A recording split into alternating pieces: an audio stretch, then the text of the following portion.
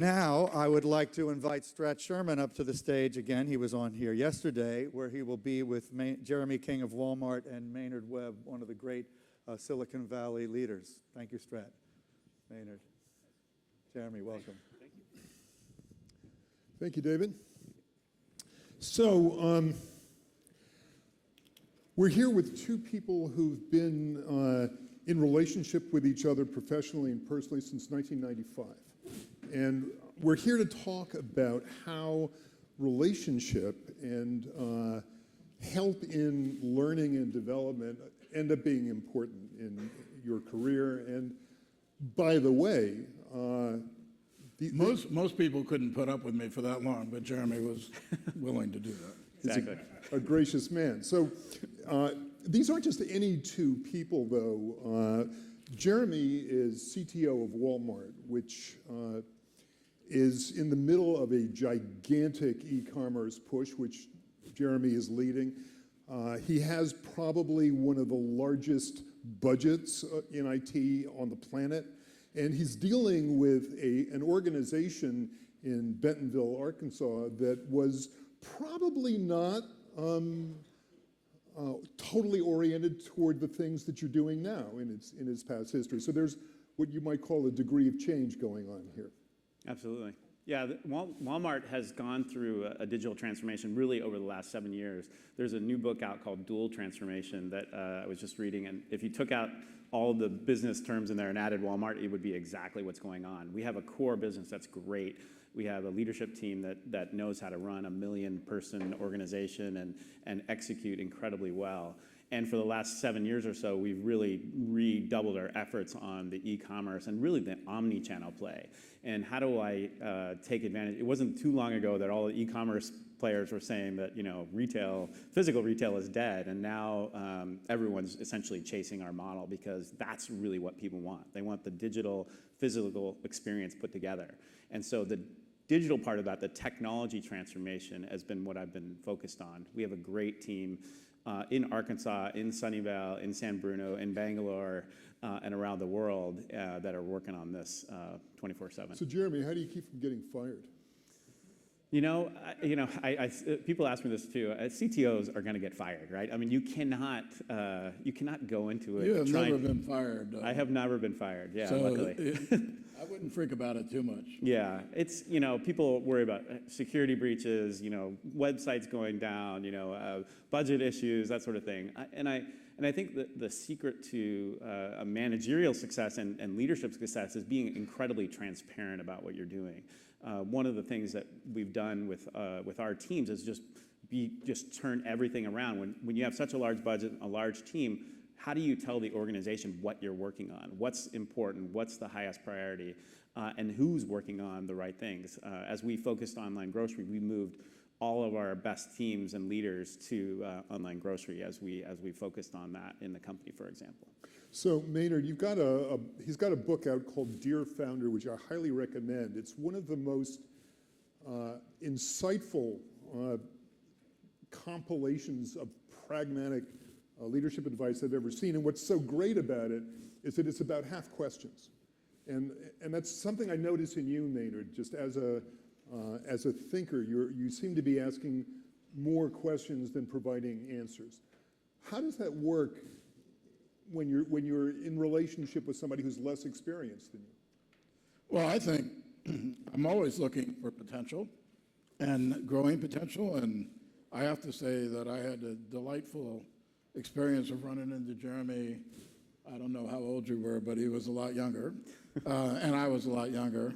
And he was the only one at Bay Networks when I had just joined as a CIO, and I wanted to build, this sounds quaint now, but I wanted to build the world's first intranet and show the technology. And we had a bunch of other projects on the plate, and I asked my whole staff, the whole organization, does somebody want to come do this as a special project with me? The only hand that was raised was Jeremy. And he didn't give up his day job. He did his day job, and we worked on after hours to go build this, and turned into a very successful project. So that raises the question for both of you. How do you decide who's worth investing in? Are you Johnny Appleseed, just throwing it to everybody, or do you pick? You pick. Yeah, you pick. I think people in general, and Maynard and I have had a great relationship, but I try and spot myself in that conversation now that I'm in your role. How do I find the other Jeremys who are volunteering, who give pretty good insights, and they can be relatively young. I have a group of mentees at Walmart and all my companies that not only, I'm actually oftentimes getting more out of it than they are, because I'm understanding what's going on in the organization, how are they feeling about leadership changes, I can bounce ideas off of them. And so it's less about picking somebody who is kind of up on the chain and somebody who's willing to talk to you about what's going on in the org. I think it's finding somebody who's willing to volunteer. That's not the only thing. Yeah. They have to have the competency, so you have the confidence that if they do it, they can deliver what you're hoping for.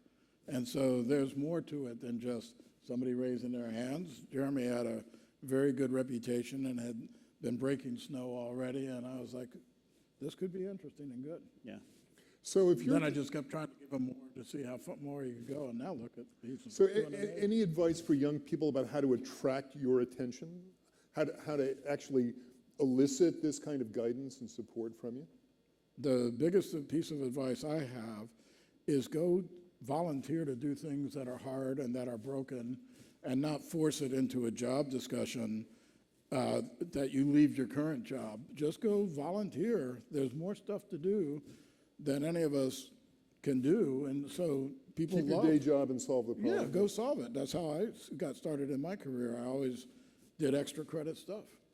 I tell people, people ask me how I got to where I am, and Maynard and I have talked about this a bunch. It's really finding people who have great work ethic, right? And these are things I learned from my parents, from our grandparents. And those things I think are what I'm looking for. People who are going to go above and beyond and really do something extra.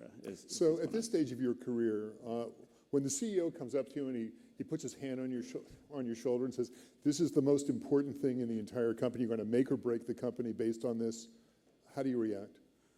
You know, I've heard that speech so many times. And we were talking about this earlier. And those kind of things don't really bother me anymore because, companies pivot and change. And there's lots of famous quotes about, change, is never going to be this slow again, is one of the great quotes.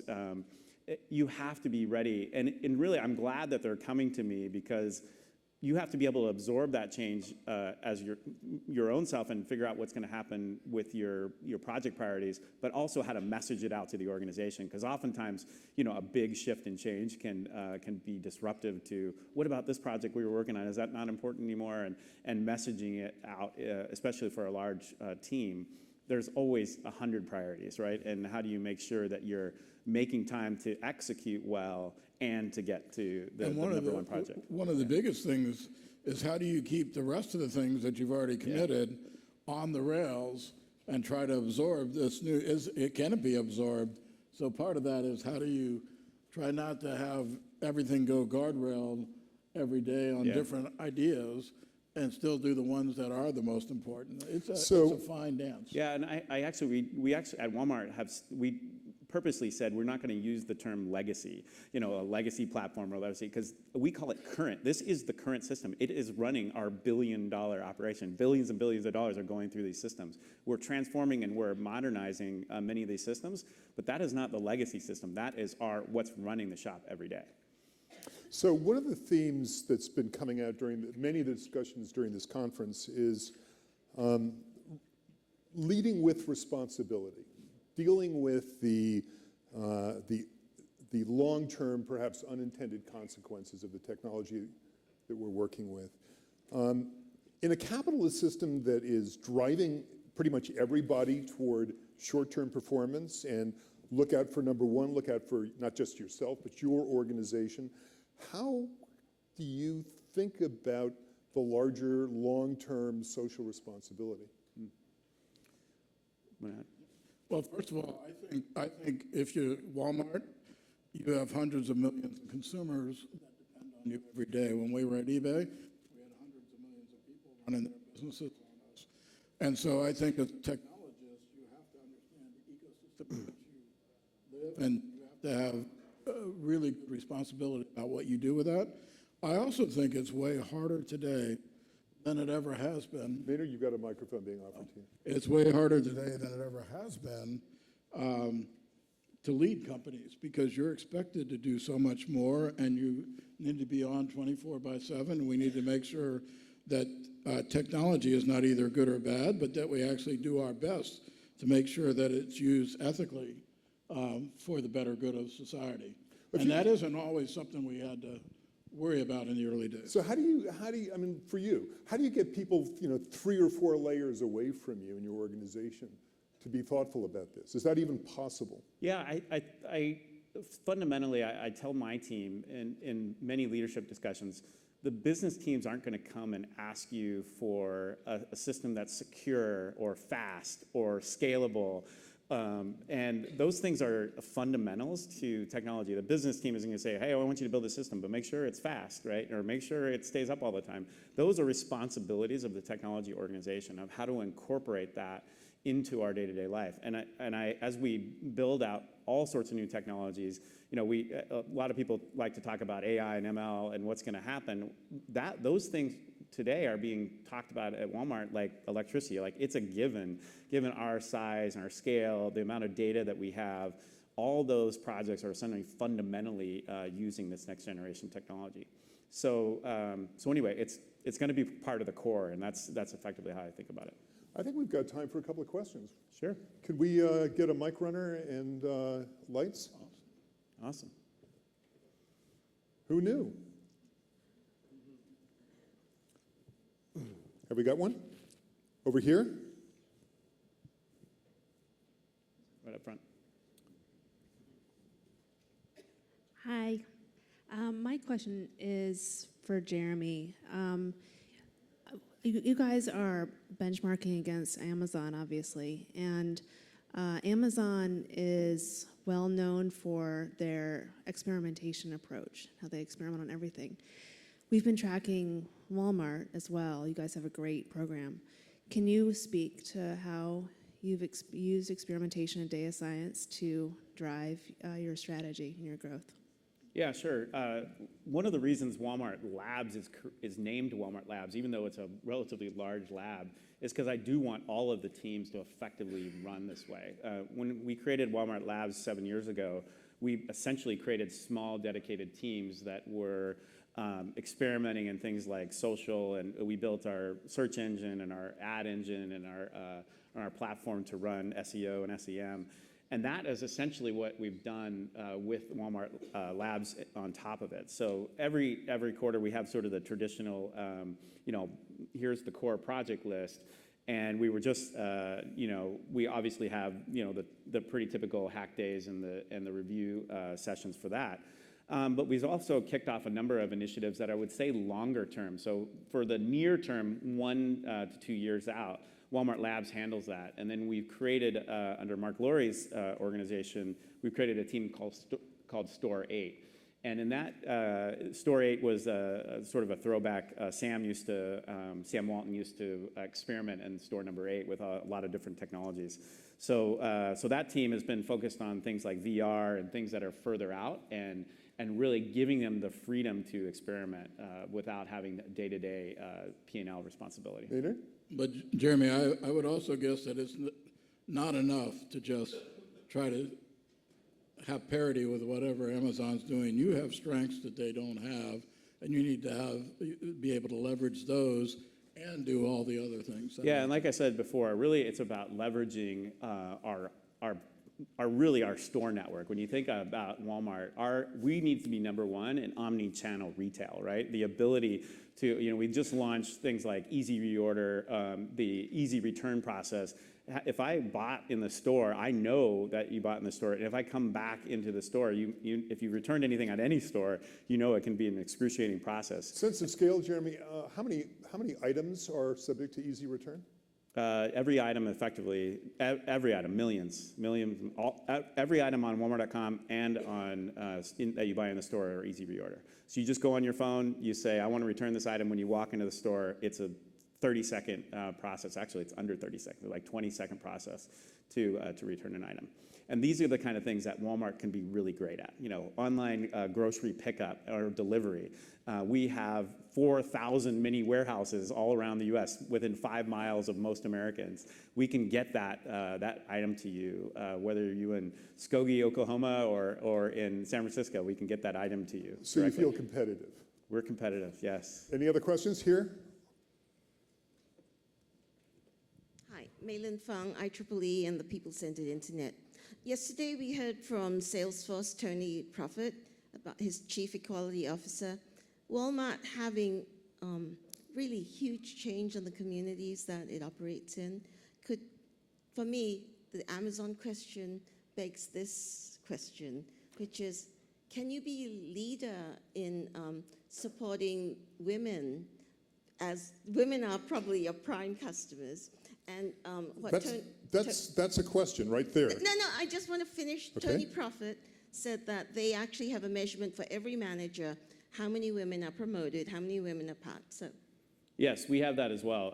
We run, Mark Lurie's goal is to have 50% of the leadership team in the e-commerce group to be women by, I think it's another 2 years that we have. We set it for 4 years, and it's already been 2. So, and I do think not only does Walmart have a majority of our associates are women in the stores, but really in the technology play about how do I make this more personal for Walmart. So we've not only done all the work that you would expect from a corporation to do sponsorship for Girls Who Code programs and really elementary and middle school programs to get girls to stay in STEM for longer. But we're also working with a couple of groups. This one I'm really proud of. It's a company called Path Forward. And really what this organization does is it takes women who oftentimes have left the workforce to raise a child for a few years and bring them back in. So if you leave the workforce for 3 years and you're a technologist, the world has changed by the time you come back. So how do I give you an internship-like program to bring you back into the workforce as a director? You may leave the workforce as a director, come back in so I can jump back into a director, because oftentimes you'll see women come back at a lower level job. And we really want the leaders to come back in the organization. So we've been working with this group, Path Forward, and we have about 35 women that are going through the program right now. I'm really excited about expanding those kind of programs. So last question. In my conversations with each of you, I've been struck by how, not so much about how technologically competent you both are, although you obviously are, and how organizationally competent you are, although you obviously are, but how humane both of you are in your orientation. The way you think is surprisingly people-oriented and values-oriented. How do you get that out of people, out of other people? You want to go first? Well, I think Maynard and I have worked with so many people. As a matter of fact, the first set of associates that I brought on to Walmart Labs were lots of ex-eBay folks, as you can imagine. The network is super strong, and one of the things that Maynard has done with the Win work that you've done is keep the network really close, people that we've worked with before, like-minded technologists. But I think it's also, we talk about, work hard, play hard, but it's also having an organization. Most people that know me and worked with me know that that's my style, right? We work pretty hard, and we expect that from an organization. But, we're going to be out, whether it's in Arkansas or in Sunnyvale, we'll be out at the pub, having a beer with each other afterwards. And I think those kind of experiences of building teams that are really together for a long period of time. We're very happy to see people come in and stay for 3 years in a sort of Silicon Valley cycle, but most of my organization, my leadership team has been with me a lot longer than that due to the tight relationship. And I think on top of all of that, we also put a premium on helping people achieve their potential. Yeah. So once your employees know you have their back, that doesn't mean you're going to be easy on them, but that you're investing in them and that you expect them to do great things and that you will help them figure out how to do it. It all gets better. I mean, unfortunately, too often managers and employees don't have that relationship, so the more you can have that, the better it all gets. Yeah, there's a lot of good lessons in that book. I mean, all the people that are in my team are in the biggest jobs that they've ever had, and by definition, my job is as well. I mean, Walmart's a huge place. But those lessons aren't just for startups, right? Those are for leadership program sessions, and I think you can really get a lot out of that. So- of many of those. We're out of time. One piece of advice for everybody in the audience, whether locally or streaming, is find yourself a mentor like one of these guys if you possibly can. Thank you both. Thank you. Thank you.